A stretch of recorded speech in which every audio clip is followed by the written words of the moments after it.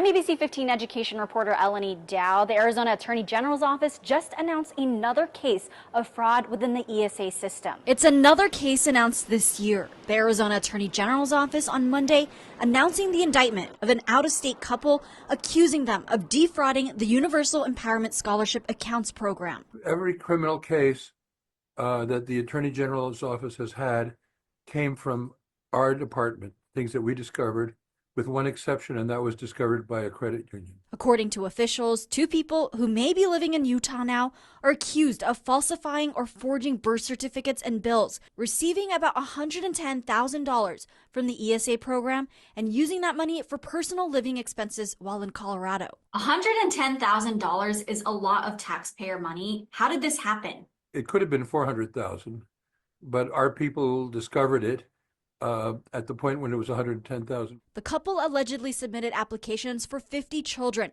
43 of whom did not exist, using their names and other, quote, made-up ghost parents. Do you feel like the ESA program needs more guardrails? I've put in so many guardrails that I got attacked for it. Horn tells me he's made some changes since taking office, including hiring a former auditor, as well as changing internal application processes and giving staff more training on how to spot fake birth certificates.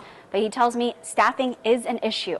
With now more than 80,000 students enrolled, Horn says his current ESA team of 37 people can't keep up, and they're trying to hire 5 more. Do you feel like because you guys are overburdened that fraud is able to happen in this? It's possible that if we had more employees, we might be better at catching it, but we're doing everything we can now. Save Our Schools Arizona, an education advocacy group, has long been against the universal program, saying it's unaccounted for and grew too quickly.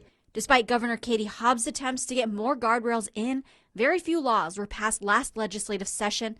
It's currently unclear if any new bills will be introduced for the ESA program this year.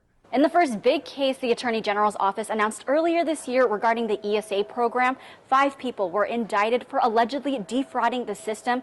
That case is supposed to start trial next week. I'm Eleni Dow, ABC 15, Arizona.